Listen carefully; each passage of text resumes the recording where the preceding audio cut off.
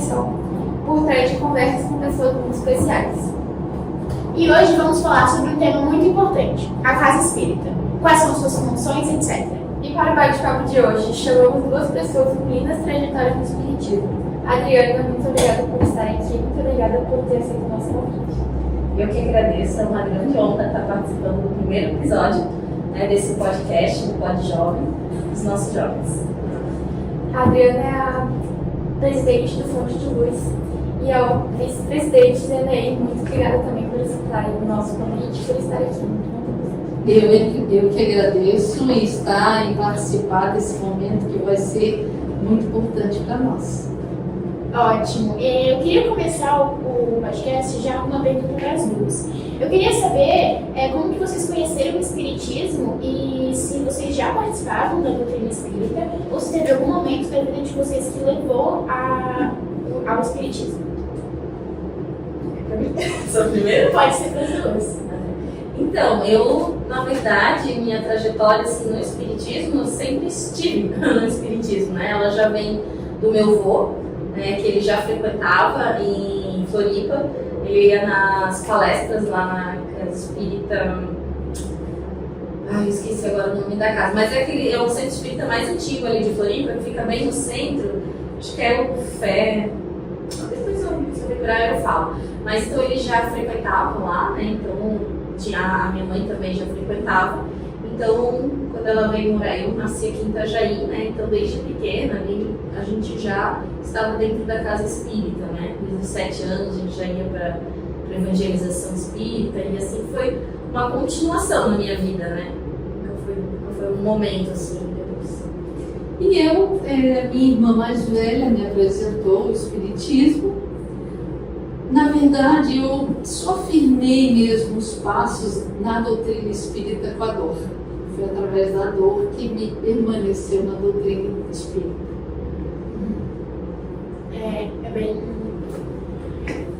São as lições que tem que fazer a gente ficar às vezes, né? Verdade.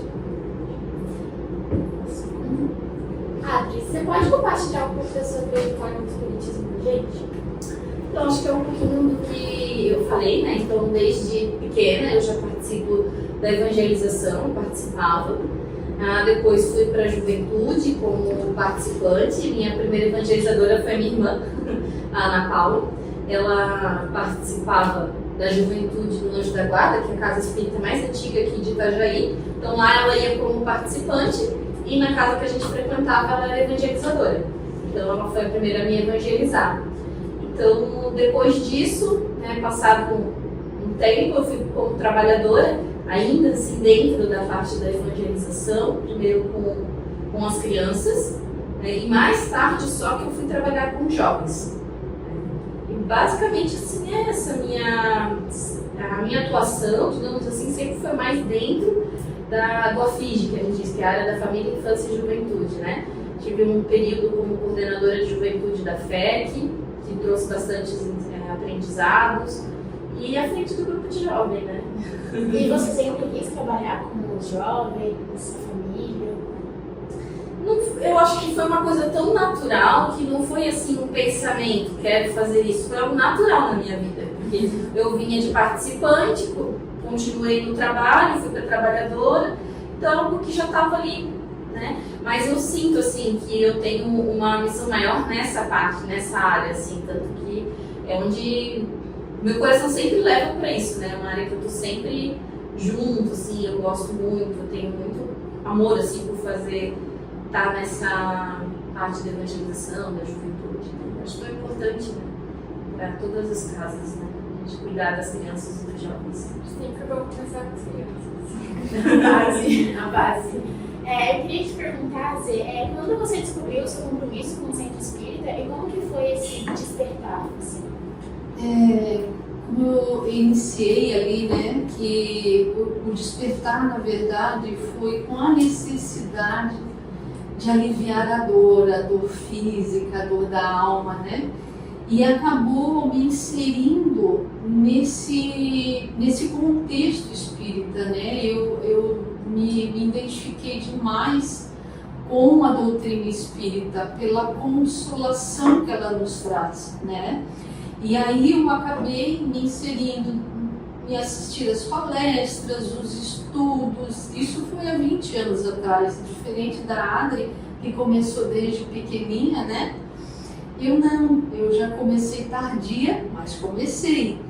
E estou até hoje, não me vejo mais fora, né, dos ensinamentos do nosso Mestre Jesus à luz da doutrina espírita. Ótimo. Como surgiu a ideia de abrir um centro espírita? Qual que foi a missão principal? A gente costuma dizer assim, que quando a gente, aqui na Terra, a gente tem a ideia porque ela já está constituída no mundo espiritual, né? Então, assim, a nossa casa, ela já tinha essa centelha, né, esse desejo de acontecer.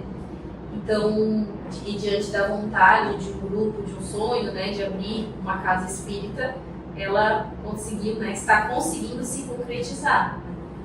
Porque é muito importante, né, que hajam novas casas. Hoje, se a gente parar para olhar as casas espíritas que tem, em Itajaí, né, digamos assim, principais, se a gente pode dizer, né, filiadas, como diz, a gente tem 4 casas espíritas, né, as casas estão cheias. Se a gente for no dia de palestra, então as casas estão cheias. Então, assim, é importante que abram outros pontos, né, para que se leve a doutrina espírita a outras pessoas. Eu me recordo bem de uma família, quando a gente estava na evangelização, que ela vinha lá da Itaipava. E às vezes eles não podiam vir, não podiam se deslocar por questões financeiras, né? Então, a importância que a gente tivesse mais casas espíritas nos bairros, para que tivesse mais acesso a essa doutrina, que para nós faz tão bem, né? Então, eu acho que esse sonho, assim, de levar a doutrina espírita a outras comunidades, a outras pessoas, né?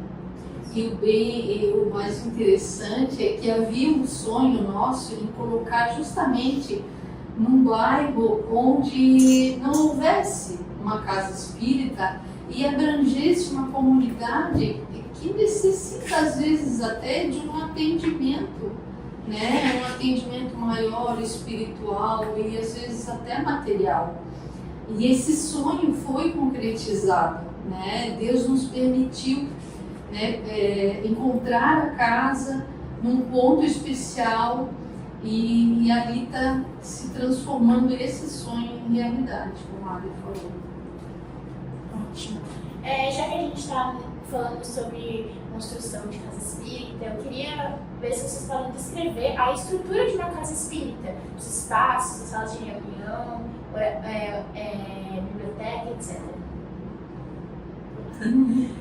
Assim, depende, claro, do que cada um tem, né? Cada casa espírita, né? Da condição do espaço dela, né? Se é uma casa com uma sala, se é uma com 2 salas, com 3. Então, assim, as casas vão se adaptando conforme, né, as suas atividades, conforme o espaço que tem. Mas, em geral, hoje, o que a gente encontra de atividade nas casas, né? A palestra pública, né, que é aberta ao público, né? As pessoas buscam muito para se interiorizar, né, do conhecimento ali, os estudos, né? Então é oferecido sistematizar a doutrina, o estudo das obras básicas, e assim como falei, cada casa define as atividades que ela comporta, conforme o número de participantes e da condição física da casa, né? Aí tem a área da evangelização, né, da família, infância e juventude, que é a evangelização, a juventude, a livraria, a secretaria, né, a comunicação. Hoje em dia as casas elas são bem estruturadas assim em relação aos departamentos, o que ajuda bastante, né, para a gestão assim do dia a dia de uma casa espírita. Em geral, acho que seria isso, né? Depende da nossa casa, né? Hoje a gente tem basicamente, né, um salão que a gente está mais utilizando, né? Uma sala que já está com alguns pertences ali, frente ao nosso vazado, e mais uma sala, e a gente vai ter mais 2 salas, né? Então a gente vai adaptar nossas atividades dentro desses espaços. E é um compromisso grande, né? É um compromisso grande. Já que a gente está falando sobre as salas, os espaços, queria saber quais as atividades que aconteceram serão infantis? Então, a princípio, a gente vai iniciar, né, com as palestras públicas, né? Então, a gente, a princípio, vai determinar um dia de semana, um horário, né? Também o livro dos Espíritos, que é o estudo, né? O livro dos Espíritos, das obras básicas. Vamos iniciar com a nossa livraria, né? Que é muito importante. E também a evangelização, né? Com as crianças e os jovens. Mas O evangelho, né, que a gente já... É Isso. interessante falar que, assim, por mais que a gente não tenha uma estrutura toda pronta, mas a casa já está funcionando, né? Com o estudo do livro dos Espíritos, né? A gente tem um estudo ao domingo, temos um estudo à terça e um estudo aberto da doutrina, que são com temas escolhidos, né? Às terças-feiras também. E o evangelho, que acontece nos domingos, né? Então, essas são as atividades que a gente tem no momento. E depois, posteriormente, as que você falou, né? A gente vai aos pouquinhos aí abrindo. E com todas essas atividades, tem claramente as pessoas que trabalham com essas atividades, né? Vocês conseguiriam, tipo, me listar, assim, me falar? Em que sentido, assim, os trabalhadores que O papel das equipes, os evangelizadores. Sim, as equipes, elas são muito importantes para a Casa Espírita, na verdade, e sem ela não acontece nada, né? Então, assim, tem a equipe da evangelização, tem a equipe da comunicação, né, que é quem está responsável até por essa atividade, tem a equipe da gestão, né, tem a equipe do doutrinário, né, que vai elencar ali cuida do evangelho, posteriormente, quando tiver a palestra, que escolhe os temas, que faz contato com os palestrantes, tem a equipe tem o coordenador do estudo, né, que acompanha os estudos, acompanha os facilitadores. Então, assim, a Casa Espírita, ela não funciona com poucas mãos. São muitos os que precisam se engajar para que tudo aconteça como deve. Não só mãos físicas, trabalhamos faz tempo. Essa aí trabalha muito mais, né? Essa aí passa trabalho com a gente aqui. Então, quais são os desafios mais comuns que vocês enfrentam numa Casa Espírita hoje? Tipo, recursos financeiros, voluntários, divulgação, preconceito, estrutura física, formação, mediação de conflitos. Um pacote isso. Eu acho que toda Casa Espírita enfrenta um pouquinho de cada um, assim, né? A gente lida nós somos espíritos imperfeitos, né? E assim, a doutrina ela é linda e maravilhosa, mas a gente ainda tem o nosso cadinho que a gente coloca, né? Então, assim, os conflitos existem, né? E a gente precisa com calma superar eles. A estrutura física eu não sei se eu diria assim, não é um problema, né? Mas é algo assim que a gente tem que se adaptar, a gente tem que aprender a viver o que a gente tem.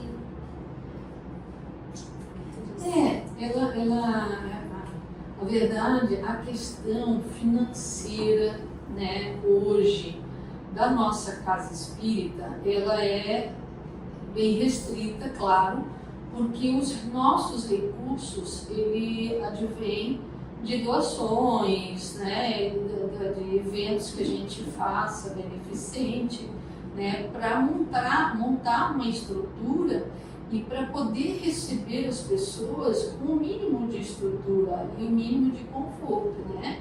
Então, como vocês mencionaram, quais são os nossos maiores desafios hoje com relação a isso, né? Então, eu acho que de tudo que tu falou, seria um pouquinho de cada coisa. Para quem está iniciando, né? Estrutura, a questão financeira, a questão de mediar conflitos, porque queira ou não, a gente tem uma diretoria, mas são pessoas, né? E as pessoas têm as suas ideias às vezes diferentes.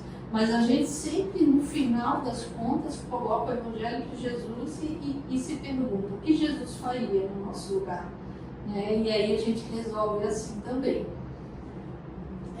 E com todas as atividades que ocorrem na Casa Espírita, eu queria que vocês falassem um pouco sobre a importância de cada uma delas, do estudo, das palestras. Todas elas são muito importantes, principalmente porque assim, a doutrina espírita, o que ela fala, né? Ela que a gente precisa fazer nossa reforma íntima, né? Que a gente precisa tomar nossas más tendências, e a gente, para conseguir chegar nisso, a gente tem que buscar o conhecimento. O conhecimento é a chave que abre portas, e é só através do estudo, e aí a palestra a gente pode até dizer também que é uma forma, né, da gente angariar conhecimento, que a gente vai conseguindo aos poucos fazer essa mudança. Então é primordial essas atividades na Casa Espírita, né? Com certeza. Com certeza. E tem alguma importância a mais para quem efetua essas atividades? A transformação moral. Porque a partir do momento que a gente passa a querer estudar, e quando a gente fala em frequentar as palestras e participar dos estudos, é conhecer, né? Conhecer essa doutrina maravilhosa que nos traz a consolação através do Evangelho. Então, a partir do momento em que a gente se transforma, né, primeiro nós que estamos à frente de um projeto assim, a nossa transformação moral, espiritual, né, ela se faz necessária para aí, a partir daí, a gente poder testemunhar e através de algum exemplo bom que a gente possa dar, aqueles que frequentarem as nossas casas espíritas vão também poder confiar um pouco em nós, naquilo que a gente está repassando, o que diz a doutrina, o que fala, né, o Evangelho de Jesus. E como vocês equilibram a parte espiritual com a administrativa? Como nós equilibramos? É que o administrativo ele nos ajuda a manter as regras, né? A manter uma conduta que acaba nos... Quando a gente consegue manter essa regra, a gente acaba também trabalhando na questão espiritual, né? Porque se não houvesse um administrativo, a coisa ficaria muito a qualquer jeito, né? Então, assim, daí sim ocasionaria um desequilíbrio. Então, acho que uma coisa puxa a outra. Assim, o administrativo da Casa Espírita é importante que esteja, né? Que tenha. E as pessoas que ali participam têm que ter muito essa visão, assim, do Evangelho, né? Desse acolhimento. Não é uma coisa meramente técnica, como em uma empresa, né? Numa empresa, o administrativo está ali para seguir aquelas regras. Na Casa Espírita, é para fazer com que as coisas sigam, tem regras, mas tem essa visão ampliada da espiritualidade, do acolhimento, né? Que é importante fazer com as pessoas, que a gente tem com as pessoas, né? Escutativa. As pessoas hoje em dia elas querem se reconhecer, elas querem ser ouvidas, né? Então, o administrativo ele não tem só a função de guiar ali pelos trâmites, né? Mas sim também de ter esse olhar. E eu queria saber um pouco da opinião de cada um de vocês, de qual a opinião de vocês sobre como vocês acham que o centro espírita, a Casa Espírita, pode ajudar as pessoas. Bom, eu penso que o centro espírita, ele, aonde ele estiver, ele é uma fonte de luz, porque ele traz variadas formas de auxílio ao próximo. E quando a gente diz variadas formas, é porque ele engloba a área espiritual, né, com também a área material. Muitas vezes a gente está imbuído e envolvido em projetos para ajudar a comunidade em algum ponto que necessitam, né?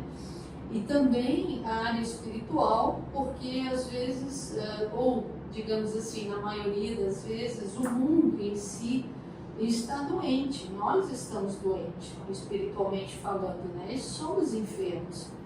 E necessitamos muitas vezes de um ombro amigo, alguém que possa nos dar uma palavra amiga, uma palavra confortadora. E o Centro Espírita vem para isso, né? Porque a gente se baseia, a nossa base é o Evangelho de Jesus, né? Segundo o Espiritismo.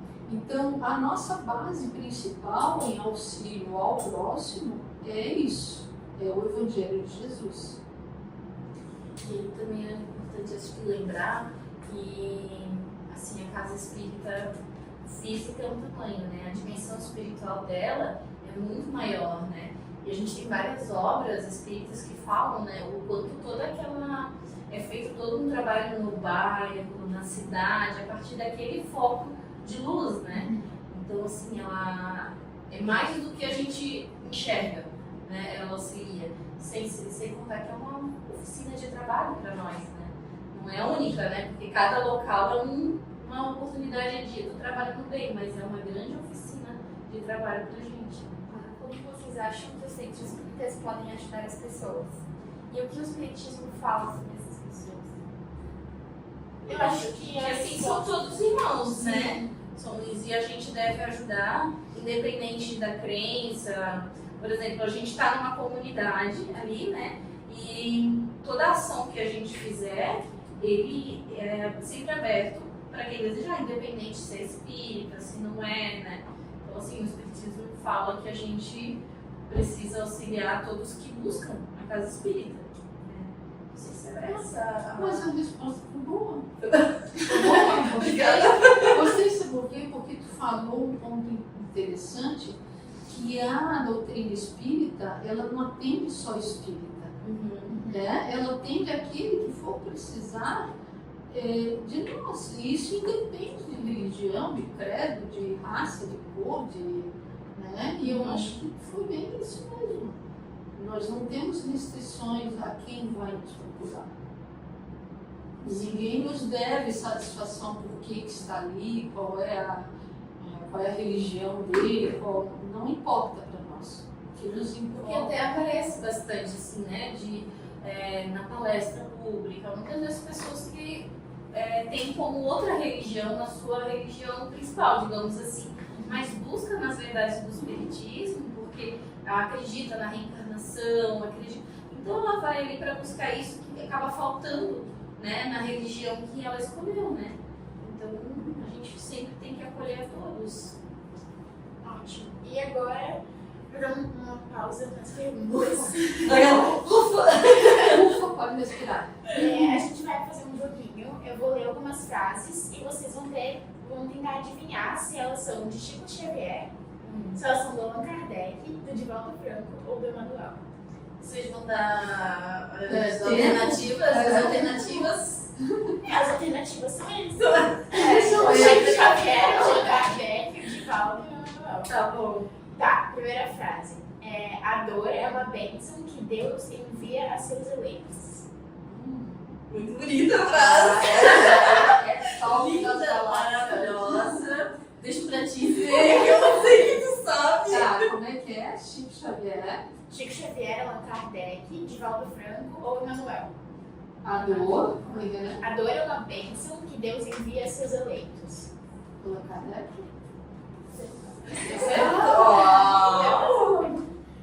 Embora ninguém possa voltar atrás e fazer um novo começo, qualquer um pode começar agora e fazer um novo final. As chaves Chico.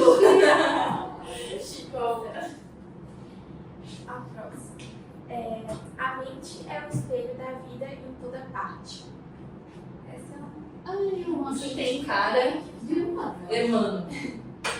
Tem cara de Emmanuel. Emmanuel não é poeta, ele mais... As frases dele são mais... que é de Emmanuel por Chico Xavier. Sim. Discografia de Chico. O autor é Emmanuel, mas a discografia é de Chico. Tá, e a última frase. A Quem não morte, foi ainda dito? a morte não é o fim, é apenas uma curva no caminho. Só faltou. É mais. Dica. Hã? Deu dica? Não foi de mal? Elas vão se vingar pela juventude. Gostaram do jogo? Gostei. Bom, a gente adorou o jogo e agora eu quero fazer uma pergunta para a gente voltar à aba das perguntas, né? Quais as maiores dificuldades que vocês já enfrentaram na doutrina espírita até agora? Essa aí tem tempo para os universitários. Pode falar. Quais são as maiores dificuldades Ai, gente, acho que não pode falar não. que nós encontramos na doutrina espírita? Bom, digamos que seja o convívio com pessoas. O próximo, né? O A próximo gente quer amar o próximo, mas o próximo não ajuda. o convívio, porque eu acredito até que não seja um problema simplesmente da doutrina espírita, dos centros espíritas. Eu acho que todo centro religioso, onde tiver uma comunidade de pessoas com mesmos objetivos, acabam confrontando ideias, né? E eu acho que isso é o nosso maior desafio, né? Porque a gente quer fazer o melhor e precisa fazer o melhor, sendo primeiro nós pessoas melhores. Então a gente às vezes erra querendo acertar. E eu acho que essa é a parte mais difícil para mim, porque a doutrina espírita em si não tem problemas. O problema está nas pessoas, em nós, que dirigimos uma casa espírita. Então Jesus está no comando, mas é que nós acabamos muitas vezes. Eu acho que é bem isso mesmo, assim, a dificuldade realmente é da gente conseguir, vamos dizer assim, usar, eu digo assim, até usou a palavra conflitos, né? Eu acho que é a palavra mais perfeita, assim, porque existem conflitos de gerações, né? Ao jovem vem com uma ideia, às vezes encontra dificuldade, porque alguns querem manter, né, ideias antigas.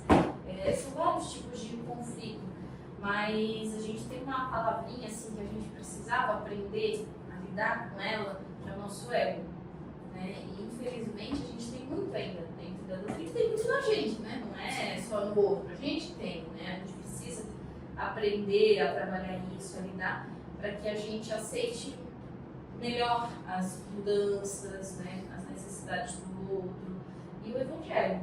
A gente precisa trazer o evangelho para o dia a dia. Às vezes a gente está muito no superficial ainda do evangelho, assim, né? Eu acho que essa é a maior dificuldade, é trazer o evangelho para o dia a dia. E você consegue dar algumas dicas para a gente conseguir trazer o evangelho para o dia a dia? Eu acho que na simplicidade, é no simples o evangelho, é nas atitudes mais pequenas, assim.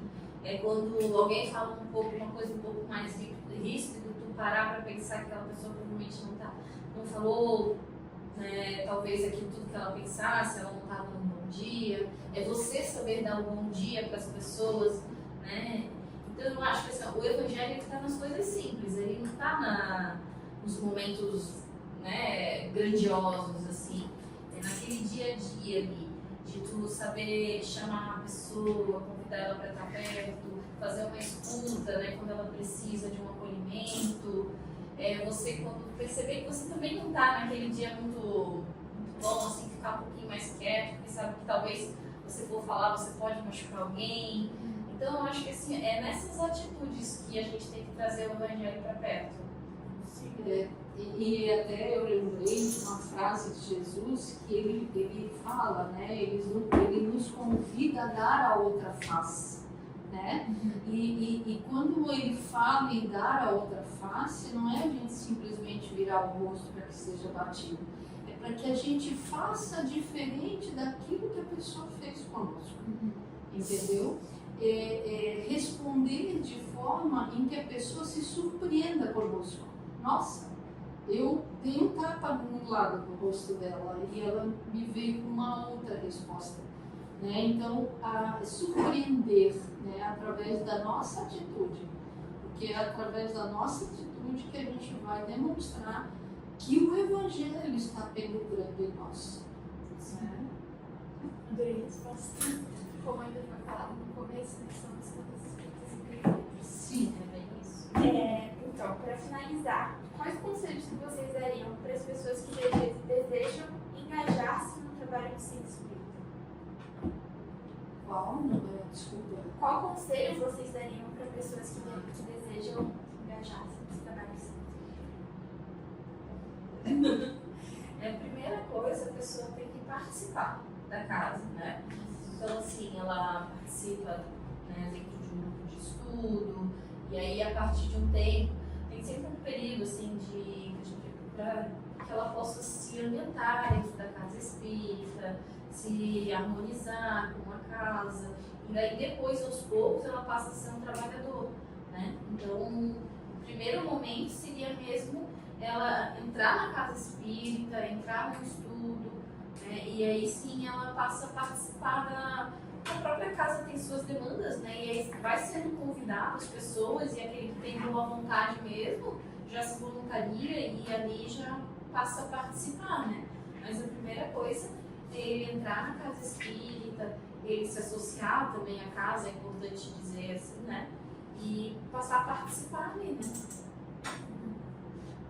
Bom, meninas, foi isso o primeiro episódio do nosso podcast. A gente queria agradecer a vocês por terem compartilhado um pouco da sabedoria de vocês, essa experiência de vida. Obrigada. Com certeza, obrigada pela presença de vocês, por ter aceitado o nosso convite, por ser as primeiras entrevistadas do nosso podcast. E nós ficamos por aqui.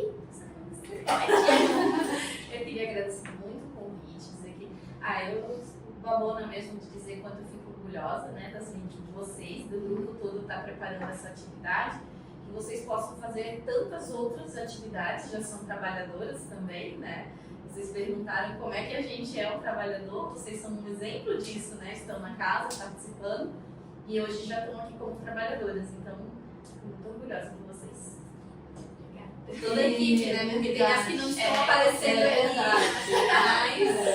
mas Nós somos só nas duas. Eu estou muito feliz. É uma alegria assim, que explode o coração em saber que essa juventude linda que está por trás desse projeto, vocês duas estão aparecendo, que estão representando toda uma equipe que se faz de jovens, né? Que são jovens. Então, assim, gratidão imensa pelo convite deles. Bom, foi uma honra ter vocês aqui e nós finalizamos o primeiro episódio. Tchau, obrigada. show!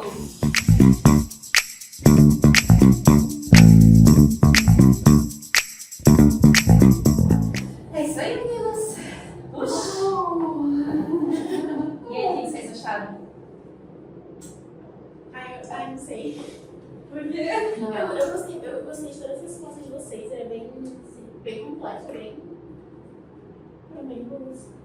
Gostaram de fazer? Isso, agora vamos ter a edição para ver como é que vai ficar. Que ficou. Parabéns. Parabéns. Depois eles se soltaram, foram bem tranquilas, foram muito bom. Nossa, como a André falou, muito orgulho mesmo. O coração ele bate tão forte, né? Em saber que essa juventude está à frente desse projeto. É muita alegria mesmo. Muito orgulhosa de vocês. Muito feliz. Tipo, eu posso falar por mim, que apresentar o podcast foi uma das coisas que eu nunca pensei que eu fosse fazer na minha vida também. Sério? Eu nunca tinha pensado nisso, assim. Não passou pela minha cabeça. Mas eu, tipo assim, das coisas que abrem, que não sei quem foi quem que botou, de opções que tinha pra fazer, eu pensei, se não der, mas não. Isso é se arriscar, né? Se É, arriscar porque isso é muito legal isso. Muito legal. A gente crescer, né? E mais experiências pra mim, né?